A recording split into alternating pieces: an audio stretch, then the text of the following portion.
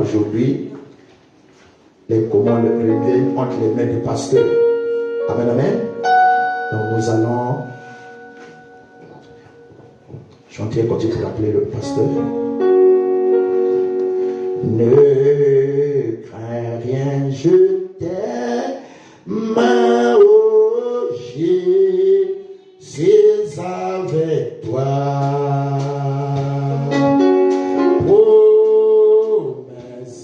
Suprême qui soutient ma voix, la sombre vallée et haut la pluie de pierre, la mer consolée. Je marche avec mon sauveur. Non, non, non, non. Jamais tout seul là-haut. Non, jamais tout seul. Dans ce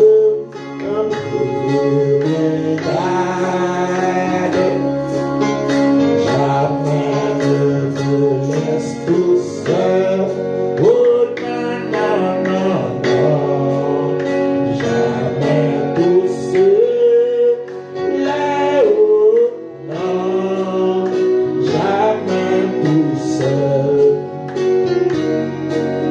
Jésus, mon sauveur, me aide, jamais ne me laisse seul.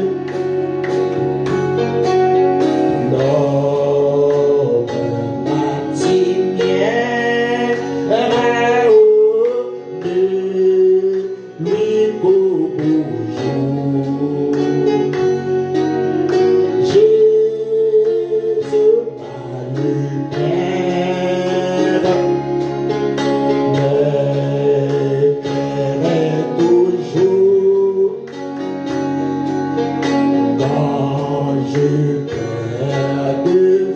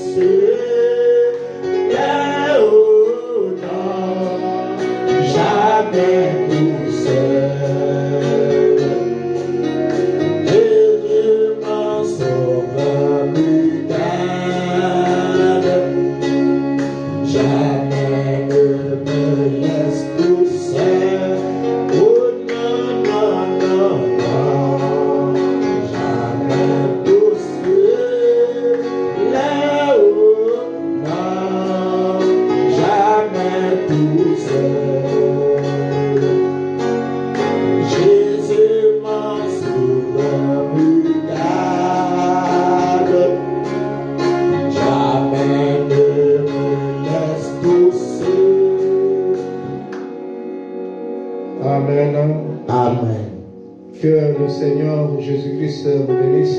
Kolo Yesu Kristo apambola bino. Amen. Nous allons donc prendre nos Bibles. On va rapidement prendre dans le livre de Daniel, le chapitre 9.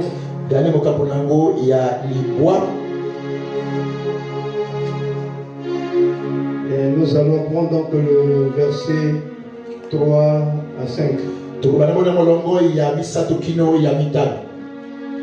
Lisons au nom du Seigneur Jésus-Christ.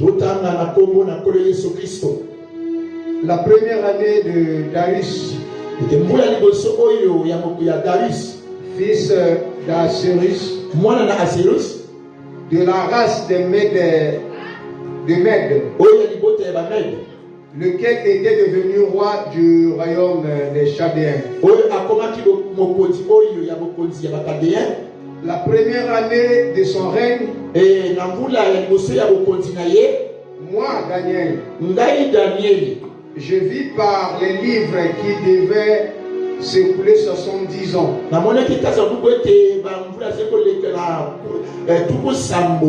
Pour les ruines de Jérusalem, d'après le nombre des années dont l'Éternel avait parlé à Jérémie le prophète, je tournais ma face vers le Seigneur afin de recourir à la prière et aux supplications, en gênant et en prenant le sac et la sombre. Je priais l'Éternel, mon Dieu, et je lui fis cette confession. Seigneur Dieu, grand et redoutable, toi qui gardes ton alliance, qui fait miséricorde à ceux qui t'aiment et qui observent tes commandements. Écoutez, dit, nous avons péché,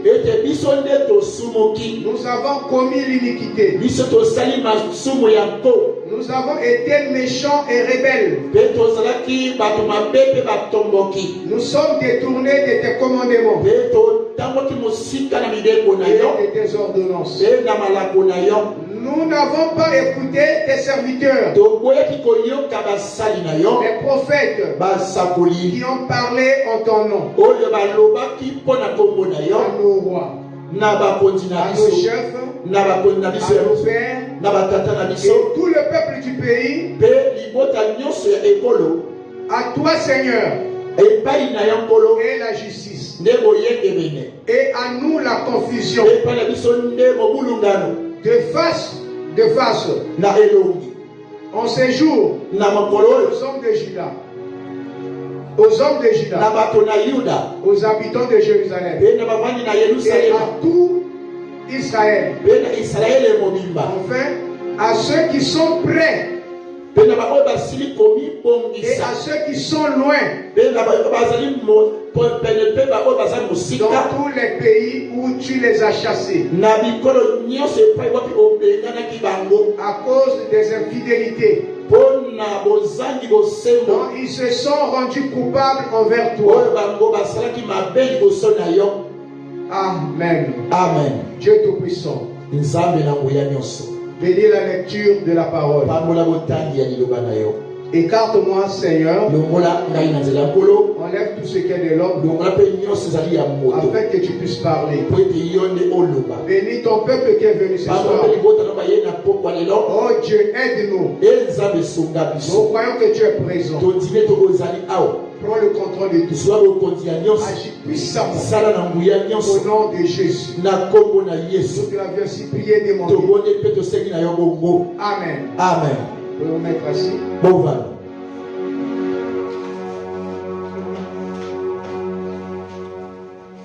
que le Seigneur Jésus-Christ vous bénisse. David, si tu peux un peu argenter le son. Amen. Amen. Nous avons notre thème que nous sommes en train de parler.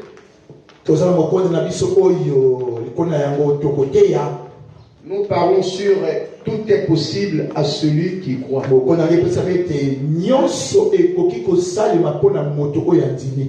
Amen. Amen. Vous êtes avec moi? Tout est possible à celui qui croit. Amen. Amen. Amen. Amen. Quelque part, Frère Branham a prêché, crois seulement. Et pas il m'a de ndima kaka. Crois seulement. Ndima kaka. Mais, quelque part aussi, il a prêché, tout est possible. Maintenant, nous voulons focaliser notre prière pour la journée d'aujourd'hui. Nous sommes aujourd'hui, je crois, c'est le 30. Un mardi. Et mercredi, nous y serons ici. Pour parler du Seigneur. Donc, les après-midi jusqu'au moins au crépuscule. Nous avons dit qu'on n'a pas un réveillon. Mais nous allons passer notre journée ici. Et ensuite, chacun partira à la maison. S'il faut gêner, prier, faites-le chez vous là-bas. Amen. Amen. Je crois que l'année qui viendra, si Dieu fait grâce, nous reviendrons ici pour la nuit de prière. Même après tout, on peut organiser un vendredi, on peut revenir. Mais pour l'instant, j'ai été conduit comme ça. Alors, dans ce moment de prière, et dans ces moments de prédication, nous voulons plus un peu parler sur la base de la prière et le jeûne.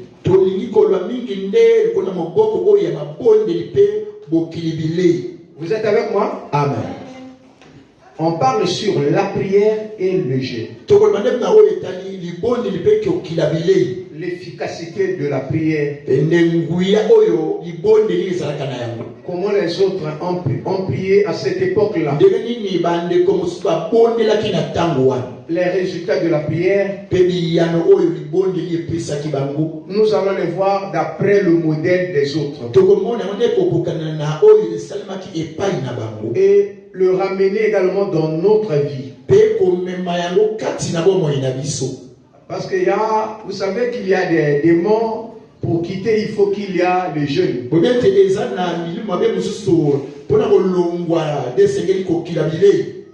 êtes avec moi? Pour que le démon ou l'esprit la parte, il faut qu'il y ait le jeûne. Ça fait partie de la parole. Ça fait partie dans la vie de la parole. Jeûner, cela ne veut pas dire que vous êtes pentecôtiste. Prier ne veut pas dire que vous êtes pentecôtiste. Tu peux connaître les mystères. Tu peux connaître la révélation de cette source. Cet étonnaire. Oui, mais tout cela, s'il n'y a pas quelque chose pour appuyer, ça ne servira à rien. Je peux avoir la connaissance, mais si je n'ai pas la chose qui peut soutenir cela. Frère Branham a prêché une prédication, il dit que c'est la vie qui guérit. Et dans la vie, il y a la puissance. Dans la vie, il y a le témoignage. Et dans la vie, il y a l'amour. Vous êtes avec moi? Vous êtes avec moi? Voilà pourquoi nous sommes bénis encore ce soir. De prendre un peu le modèle de ceux qui nous ont précédés. Vous voyez pourquoi on doit prier? Pourquoi on doit gêner? Pourquoi on doit chanter, glorifier Dieu? Le problème est qu'il faut d'abord reconnaître la miséricorde que Dieu t'a faite. La grâce que Dieu t'a offerte. Amen. Amen. Alors, dans d'autres sens, nous trouvons que la Bible dit l'incrédulité ne peut pas arrêter le plan de Dieu. Vous êtes avec moi? Là, nous venons de lire un peu ici dans la Bible. Et on a trouvé la prière d'un saint. Le saint Daniel. Vous croyez qu'il nous a précédés? C'était un grand prophète. Un grand homme de Dieu. Qui a eu des visions en grande quantité. Et qui avait été le modèle de cette époque. Et il a eu des choses qui sont cachées dans son cœur. Et Daniel a conduit plusieurs personnes. Et il a eu des visions que lui là essaie un peu de faire voir. Il avait la connaissance. N'oubliez pas qu'un homme qui a la vision, c'est un homme qui a la connaissance. Parce que la connaissance projette la vision. Et la vision vous montre dans quelle direction que vous allez partir. Et la vision a plusieurs paramètres. Il peut vous montrer le danger qui vient. Et il peut vous montrer quelque chose qui ne va pas dans votre vie. Et il peut vous montrer là où il y a des liens. Là où vous êtes attaché. Mais la vision peut vous montrer toutes ces choses. Vous êtes avec moi? Quand vous avez la vision, alors vous avez la connaissance. Parce qu'après avoir été édifié par un message, par la parole sainte qui a été prêchée, vous voyez, cela vous ouvre alors des issues. Et le danger qui est devant vous ne va pas vous surprendre. Parce que vous êtes déjà au courant de ce qui va arriver. Voilà, c'est l'importance d'avoir un prophète dans le camp. Avoir un prophète dans le camp, alors il se traînera devant vous et il va vous orienter dans la manière que lui reçoit. Est-ce que je peux entendre la main? Maintenant, le jeûne, c'est quoi? Nous trouvons que le jeûne, c'est une abstention de nourriture ou d'autres choses. Ça rentre dans le cas de la consécration. Maintenant, en revenant, on trouve qu'il faut se consacrer pour un but. Et on ne peut pas jeûner sans pourtant qu'il y a la prière. Et on ne peut pas prier aussi sans pourtant connaître que le jeûne est là.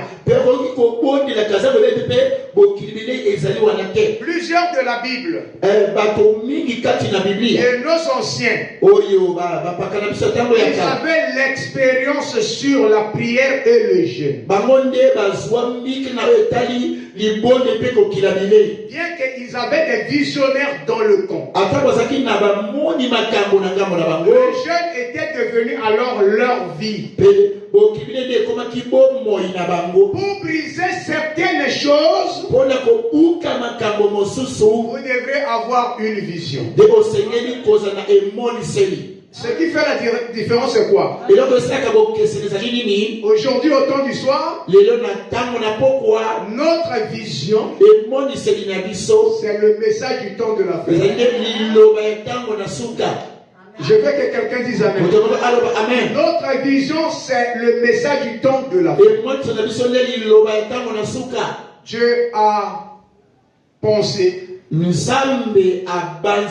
le prophète a parlé, et nous l'église nous avons cru.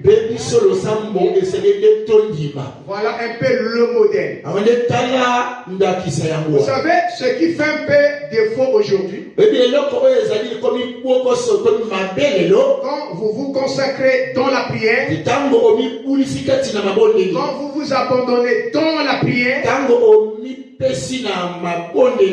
certains pensent que vous êtes égarés. Vous êtes avec moi? J'ai vu des gens qui connaissent le mystère. Mais devant un démon, ils sont incapables de chasser le démon. Je veux entendre Amen. J'ai vu des cas sérieux où ça nécessite la prière ou le jeûne. Vous savez, pour prier ou pour jeûner, ou pour chasser un esprit, il faut que toi-même tu ne sois pas condamné. Parce que quand tu es condamné, quand tu te reproches de quelque chose, tout ce que tu feras, ça n'aboutira à rien. Et le démon ne pourra jamais partir. Il faut que tu sois fidèle à la parole de Dieu. Vous savez, pour briser les malédictions, le péché, tout cela, il faut que tu sois un modèle de la vie. Le mal est qu'aujourd'hui, nous parlons trop. Et on paraît devant les gens comme des vrais saints. Nous avons le message, nous avons comme c'est ça.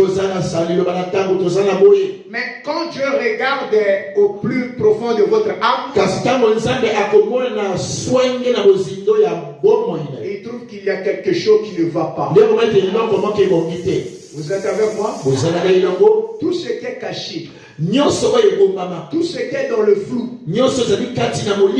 c'est la parole ou la prière qui doit déceler. Vous savez, le démon doit avoir peur de vous. Il doit vous reconnaître. La prière, c'est pas seulement sautier, crier ou vider toute une quantité d'huile. Prenez la bouteille, vous consommez tout. Non, ce n'est pas ça. Il faut aller se jeter dans l'eau. Ce n'est pas ça. Vous perturbez les autres. Ce n'est même pas ça. Ou avant de gêner, il faut que le monde entier sache que tu vas gêner. Non, ce n'est même pas ça. Ou des fois pour prier pour le malade, il faut faire du tapage. Non, ce n'est pas parfois ça. Si c'est l'onction qui t'amène à prier, c'est Dieu qui est là. Si ce n'est pas l'onction, ça sera autre chose. On a vu dans la vie de William Aaron Branham, Tommy Osborne est témoin de cela. Quand il a assisté là où frère Branham a chassé un démon. Un démon de sourd-muet. À travers d'une petite fille. Le frère Tommy a dit ceci. Frère Branham n'a même pas crié. Il n'a même pas fait du tapage. Il a tout simplement tenu l'enfant. Et il a dit, démon de sourd-muet,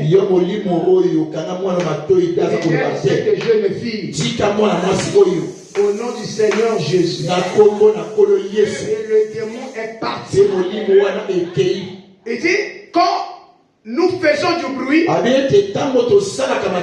tantôt c'est la peur qui nous pousse à faire. Vous savez, tu deviens un tirailleur, tu n'as pas vu l'ennemi, tu commences à vider. Vous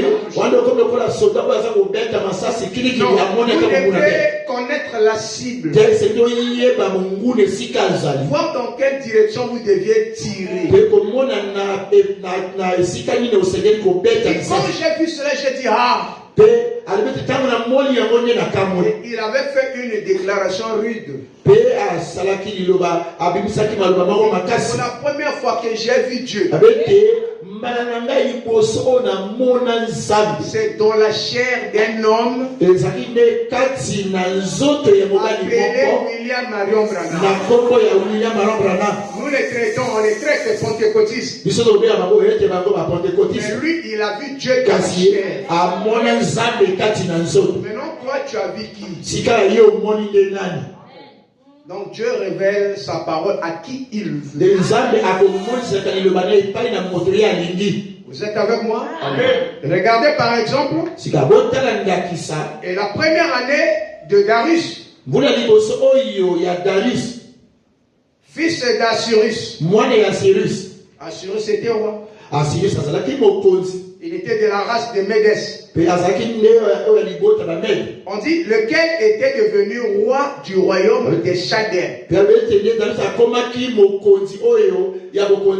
a succédé alors à son père. La première année du règne, de son règne,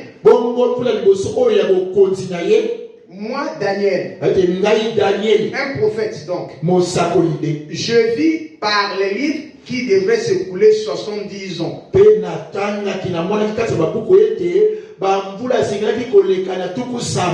les ruines de Jérusalem. Donc lui, il a vu la déchéance de Jérusalem. Comment Jérusalem devrait être détruite. Malgré le nombre des années que lui a vu ça, il avait parlé à Jérémie le prophète. Vous êtes avec moi? Amen. Parce que Jérémie aussi était un visionnaire. Quand Daniel a vu toutes ces choses, Daniel dit ceci. J'ai tourné ma face vers le Seigneur Dieu. Si Dieu te montre un danger, si Dieu vous met en garde, quelle est la chose, la solution à faire? Prendre le rythme du prophète, c'est recourir à la prière. Si vous sentez un danger dans votre vie, et si vous sentez que vous êtes menacé, les menaces spirituelles, ça oriente dans la même direction de la destruction. Le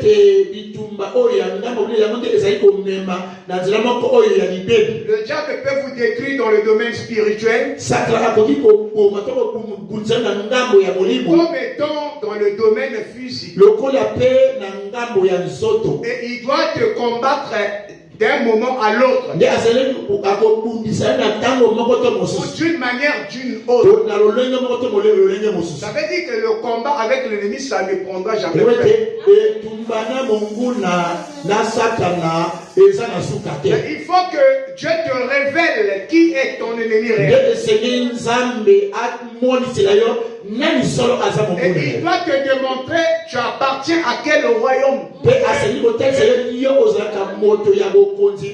doit te dire tu appartiens à quelle race. Et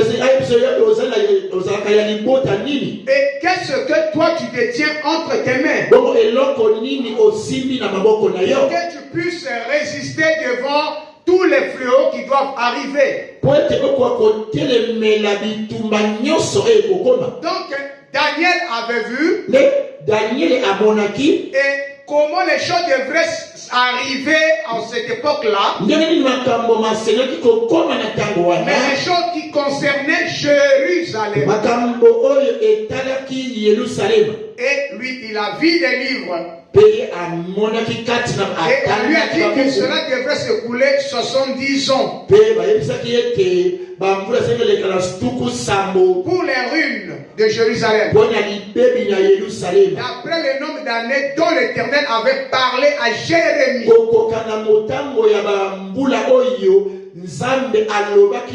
Jérémie qui était un prophète. Et la Bible dit que Daniel, en voyant tous ces dangers, c'est de la même manière quand vous rentrez dans la vision de l'île de Patmos, comment les choses que Jean a vues, comment les choses se déroulaient devant lui. Et il n'y a que lui seul qui connaissait tout ce qui devrait arriver. Le domaine était qu'il tombait comme mort. Parce que quand un homme tombe comme un mort, c'est qu'il y a des choses qui ont surpassé son entendement. Je vais te dire, mon frère, ma soeur, tout ce qui peut t'arriver, il faut mettre les genoux à terre et reconnaître la grandeur de Dieu et reconnaître qu'il est capable de tout. Il est le tout-puissant. Il est le Dieu éternel. Mais il faut le reconnaître. Il dit, j'ai tourné ma face vers le Seigneur. Le Seigneur Dieu, afin de recourir à la prière et aux supplications, enchaînant un prophète, enchaînant et en prenant le sac et la cendre. Et je priais l'Éternel, mon Dieu, et je lui fis cette confession. Seigneur Dieu, grand et redoutable. Il reconnaît qu'il est le Seigneur, un grand. Un Dieu qui est grand et redoutable. C'est-à-dire une personne que d'autres ne peuvent pas égaler à lui. Il n'y a que lui seul. Toi qui gardes ton alliance et qui fais miséricorde à ceux qui t'aiment et qui observent tes commandements. Et au lieu de dire moi j'ai péché, il dit nous avons péché. Nous avons commis l'iniquité. Nous avons été méchants et rebelles. Nous nous sommes détournés de tes commandements et de tes ordonnances. Un peu plus loin, nous n'avons pas écouté tes serviteurs, tes prophètes, qui ont parlé de ton nom, à nos rois et à nos chefs. Que le monde ne nous empêche pas d'adorer Dieu. Le verset 7, écoutez, Daniel dit: à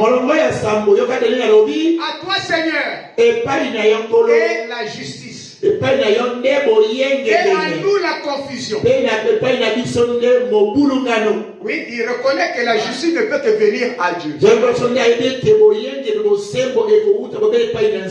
Si tu t'attaches à un homme, c'est comme avait prêché le pasteur Roland, l'homme peut avoir des failles, l'homme peut avoir des erreurs ou autres. Mais quand tu regardes seulement à Dieu, tu réussiras en toutes choses. Parfois, on ne voit pas un homme, mais nous devons nous confier à Dieu. Et à lui seul. Je veux que quelqu'un dise la. Il dit: à toi, Seigneur, et la justice, et à nous la confusion.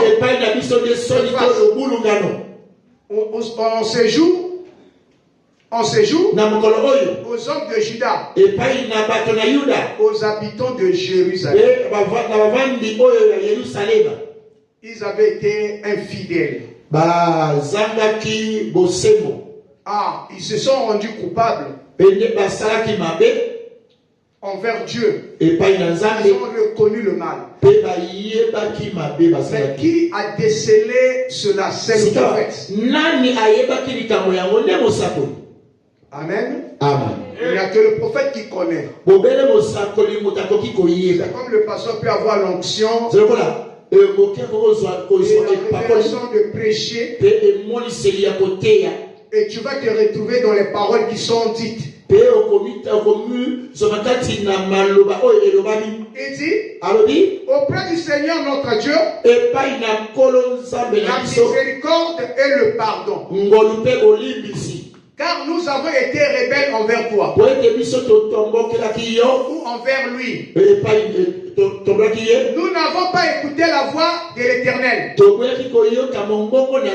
notre Dieu, pour suivre ses lois. Il avait mis devant nous par ses serviteurs, les prophètes. Il dit: tout Israël a transgressé ta loi et s'est détourné pour ne pas écouter ta voix. Alors se sont répandues sur nous les malédictions et les imprécations qui sont écrits dans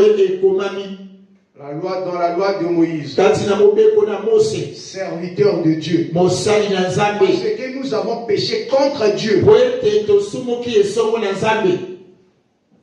Amen. Amen.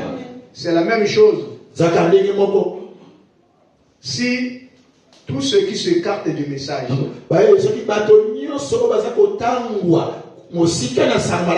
et de ne pas suivre ce que le messager a dit, en réunion même ce que lui a dit, alors ils ne seront pas dans la même position. Ils seront dans la même position. Ce qui était, c'est ce qui sera. Vous êtes avec moi? Et au verset 17, il dit: maintenant donc, ô notre Dieu, écoute la prière et les supplications de ton serviteur. Et pour l'amour du Seigneur, fais briller ta face sur ton sanctuaire. Mon Dieu, prête l'oreille et écoute. Ouvre les yeux et garde nos ruines. Regarde la ville sur laquelle ton nom est invoqué. Car ce n'est pas à cause de notre justice que nous te présentons et nos supplications. C'est à cause de tes grandes compassions. Seigneur, écoute. Seigneur, pardonne. Seigneur, sois attentif. Agis. Et ne tarde pas. Par amour pour toi. Oh mon Dieu. Car ton nom est invoqué sur ta ville et sur ton peuple. Amen. Ça, c'est tout justement une base pour vous montrer que ce que les autres prophètes ont fait.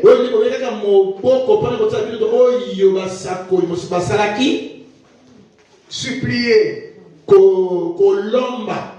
c'est savoir revenir sur votre demande. Si j'ai besoin du boulot, je viens voir le patron. Je dois aller avec un cœur sincère. Je dois être propre, bien habillé. Et je me présente devant lui. Et lui trouvera que c'est du sérieux. Parce que celui qui va chercher le travail ne veut pas aller sale. Pour être présentable. Et quand vous arrivez, vous vous présentez. Vous lui parlez avec respect. Et il est en train de vous écouter. Alors, c'est à lui qui revient la réponse. Il aussi peut te dire, bon, va, tu passes demain. Demain tu reviens. Il dit,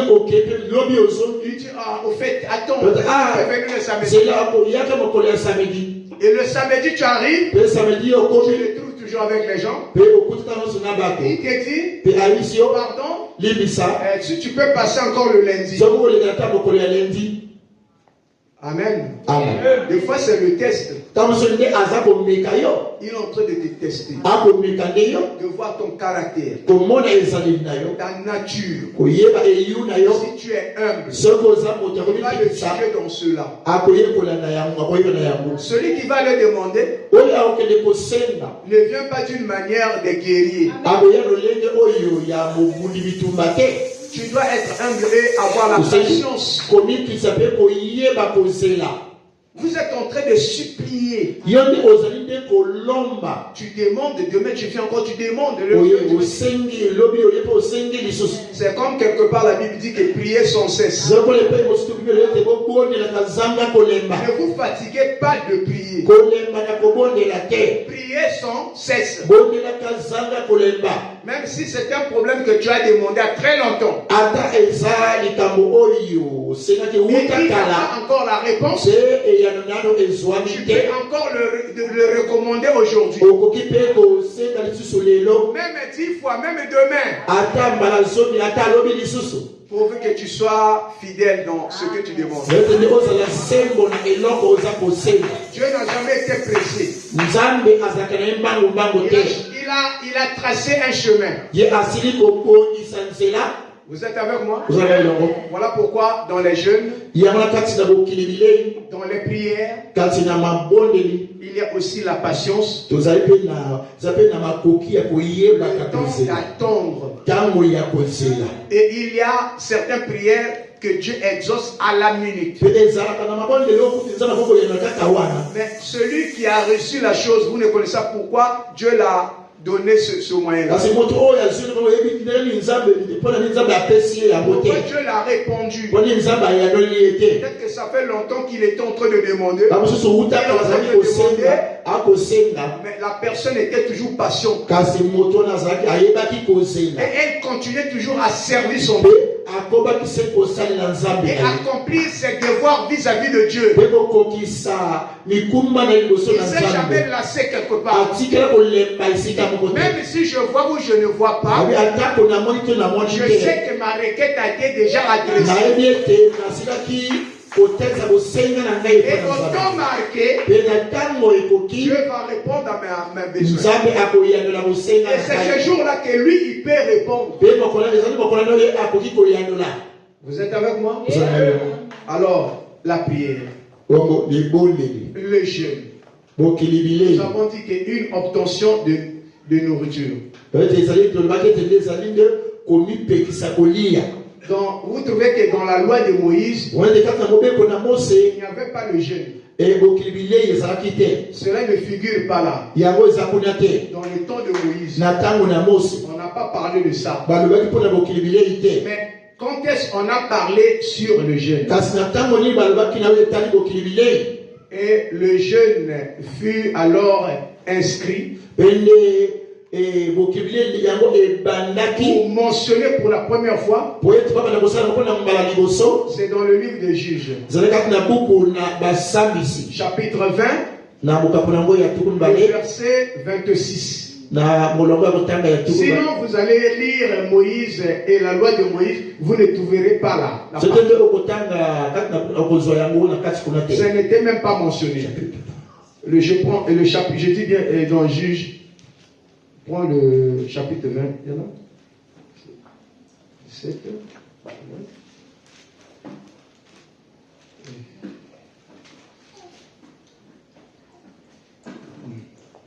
20.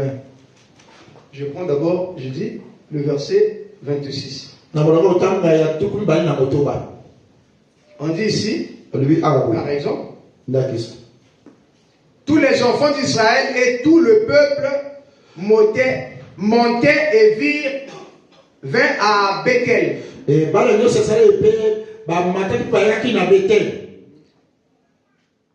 Ils pleuraient et restaient là devant l'Éternel. Ils gênèrent en ce jour jusqu'au soir et offrirent des holocaustes et des sacrifices d'action de grâce devant l'Éternel. Et les enfants d'Israël consultèrent l'Éternel. C'était là que se trouvait alors l'arche de l'alliance de Dieu. Alléluia. Amen. Suite à quoi? Suite aux pressions, aux guerres, les problèmes qu'ils avaient. Alors Dieu a fait ramener les enfants d'Israël. Toujours avec un prophète. On dit, les enfants d'Israël montaient et ils pleuraient devant l'Éternel. Ça veut dire qu'ils sont allés un matin. On dit jusqu'au soir. Ils consultaient l'Éternel en disant, dois-je m'avancer encore pour combattre les fils de Benjamin? Mon frère, l'Éternel répondit, montez contre lui. Les enfants d'Israël s'avançaient contre les fils de Benjamin. Le second jour, en ce même jour, les Benjamites sortirent à Gibéa à leur rencontre. Et ils entendirent encore sur le sol. Ils entendirent sur le sol 18 000 hommes des enfants d'Israël.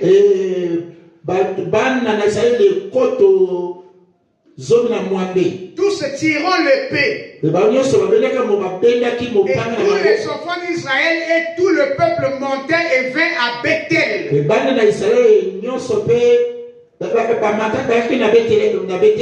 Bethel, ça veut dire quoi? La maison de l'Éternel.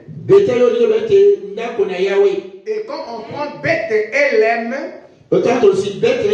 la maison de pain de vie de Dieu. Beth, c'est une maison.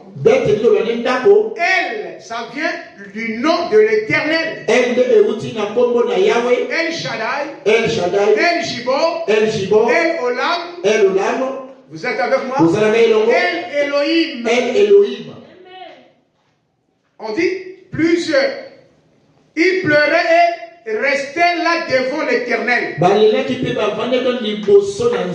Il gênait en ce jour-là jusqu'au soir. Et il offrit des holocaustes et des sacrifices d'action de grâce. C'est là où les enfants d'Israël consultèrent l'Éternel. C'était là que se trouvait alors l'arche de l'alliance. L'arche de l'alliance, c'est la parole. Amen.